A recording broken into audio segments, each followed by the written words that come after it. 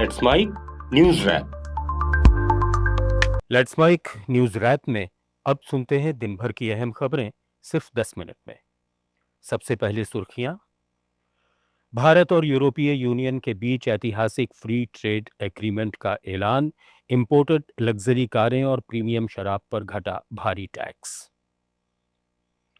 देश भर में यूजीसी के नियमों का विरोध। यूपी में सवर्ण सांसदों को भेजी चूड़ियां।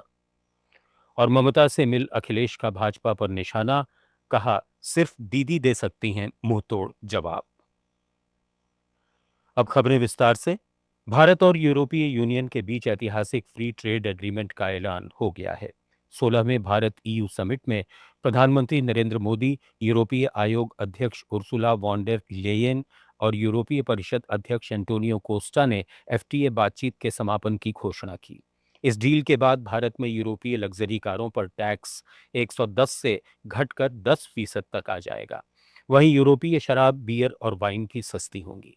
मेडिकल और सर्जिकल उपकरणों के करीब 90% उत्पाद टैक्स फ्री होंगे। पीएम मोदी ने इसे भारत ईयू रिश्तों का नया अध्याय बताया। आज 27 तारीख है। ये सुखद संयोग है कि आज ही के दिन यूरोपियन यूनियन के 27 देशों के साथ भारत ये एफटीए कर रहा है। यह एक ऐतिहासिक समझौता हमारे किसानों, हमारे छोटे उद्योगों, इसके यूरोपियन मार्केट तक पहुंच आसान बनाएगा, मैन्युफैक्चरिंग में नए अवसर पैदा करेगा और हमारे सर्विसेज सेक्टर के बीच सहयोग को और प्रबल करेगा। यूरोपियन कमीशन की अध्यक्ष उर्सुला वॉन डेर लेयेन ने इसे ऐतिहासिक साझेदारी बताया। उन्होंने कहा कि यह समझौता भारतीय कौशल, सेवाओं और बड़े पैमाने की क्षमता को यूरोप की तकनीक, पूंजी और नवाचार से जोड़ता है। वहीं यूरोपियन काउंसिल के अध्यक्ष एंटोनियो लुइस सैंटोस दा कोस्टा ने कहा कि भारत दुनिया की सबसे तेजी से बढ़ती बड़ी अर्थव्यवस्था है। उन्होंने बताया कि हमारे दोनों महाद्वीपों के बीच सदियों से व्यापार होता रहा है और व्यापार भू राजनीतिक स्थिरता और आर्थिक विकास का बुनियादी स्रोत है। European Union and India must work together towards our shared prosperity and security. India is the world's fastest growing major economy. Trade has flowed between our two continents for centuries. And trade is crucial geopolitical stabilizer and the fundamental source of economic growth. Trade agreements reinforce rules-based economic order and promote shared prosperity. That's why संसद का budget सत्र बुधवार से शुरू हो रहा है और इसके हंगामेदार रहने के पूरे आसार हैं। कांग्रेस समेत विपक्षी दलों ने साफ कर दिया है कि इस सत्र में सरकार को कई बड़े मुद्दों पर घेरा जाएगा। मनरेगा, विदेश नीति, अमेरिकी टैरिफ, डॉलर के मुकाबले गिरता रुपया, वायु प्रदूषण और बेरोजगारी विपक्ष के प्रमुख एजेंडे में शामिल हैं। आज हुई सर्वदलीय बैठक के बाद कांग्रेस ने आरोप लगाया कि सरकार ने कोई विधायी एजेंडा सामने नहीं रखा। राज्यसभा में कांग्रेस के उपनेता प्रमोद तिवारी ने कहा कि सरकार संविधान से मिले अधिकारों को खत्म कर रही है और देश की विदेश नीति भी सवालों के घेरे में है। उन्होंने रुपए के रिकॉर्ड निचले स्तर, रूसी तेल खरीद और दिल्ली समेत कई शहरों में गंभीर वायु प्रदूषण का मुद्दा उठाने की बात कही। उत्तर प्रदेश के पूर्व मुख्यमंत्री अखिलेश यादव ने ममता बनर्जी से कोलकाता में बंद कमरे में बैठक की।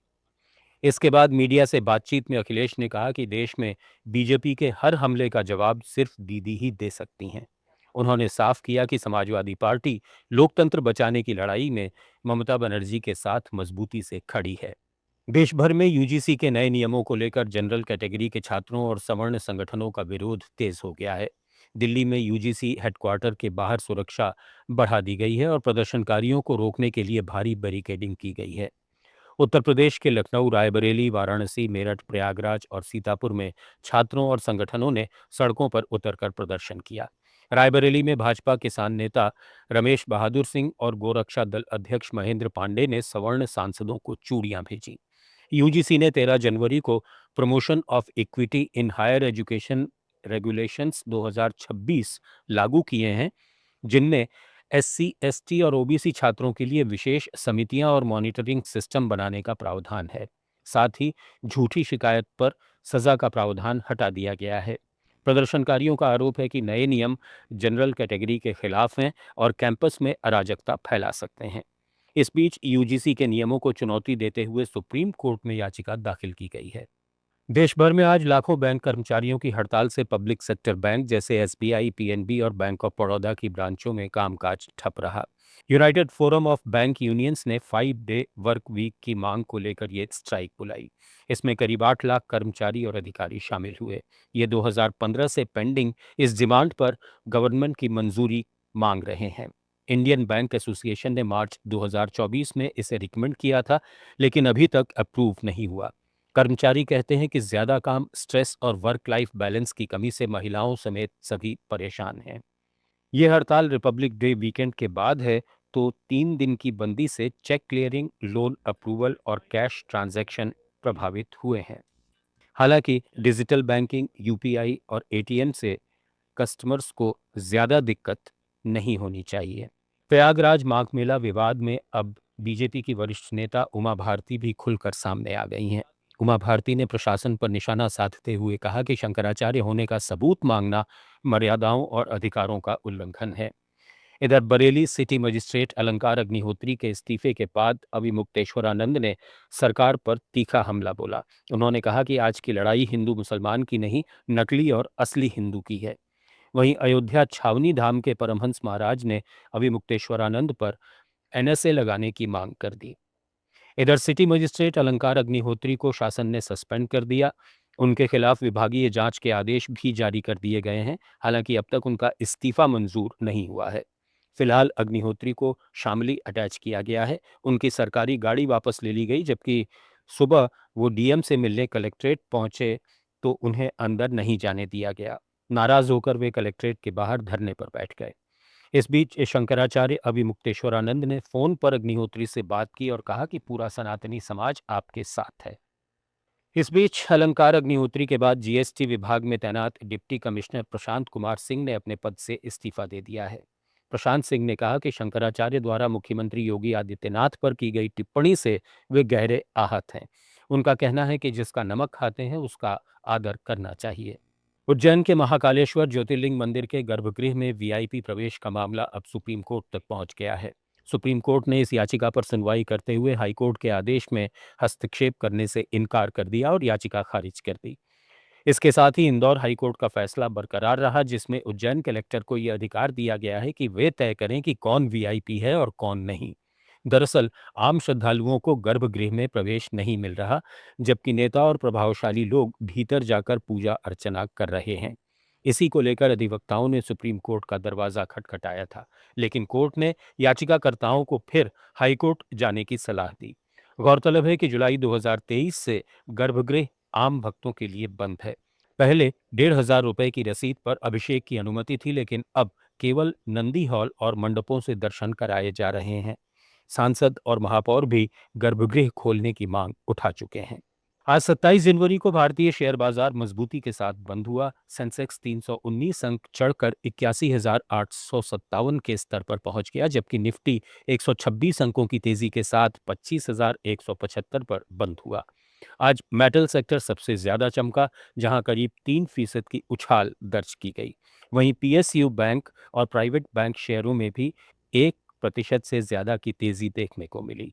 सेंसेक्स के 30 शेयरों में से 18 शेयर हरे निशान में रहे और 12 में गिरावट दर्ज हुई।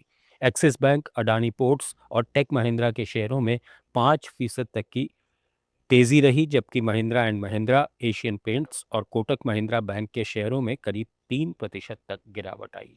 क्रिकेट के महानायक सर डॉन ब्रैडमैन की वो खास बैगी ग्रीन कैप जो उन्होंने 1947-48 में भारत के खिलाफ घरेलू टेस्ट सीरीज में पहनी थी, अब ऑस्ट्रेलिया के गोल्ड कोस्ट में नीलामी में 4,60,000 ऑस्ट्रेलियाई डॉलर यानी करीब 2,90,00,000 रुपए में बिकी है। ये ब्रैडमैन की पहनी किसी कैप की सबसे ऊंची कीमत है। ये कैप ब्रैडमैन ने भारत के ओपनिंग बॉलर रंगा सोहोनी को गिफ्ट की थी, जो आज़ाद भारत की पहली टेस्ट सीरीज में ऑस्ट्रेलिया के खिलाफ पहली बॉल फेंकने वाले खिलाड़ी थे। सोहोनी के परिवार ने इसे पिछले 75 साल तक संभाल कर रखा और कभी पब्लिक में नहीं दिखाया। नीलामी घर लॉयड्स ऑक्शंस के चीफ ऑपरेटिंग ऑफिसर ली हेम्स ने इसे क्रिकेट का होली ग्रेल बताया है। न्यूज रैप में फिलहाल इतना ही। बने रहिए लेट्स माइक के साथ। आप सुन रहे थे Let's Mic more than radio. Follow कीजिए हमें हमारे सोशल मीडिया प्लेटफॉर्म्स पर।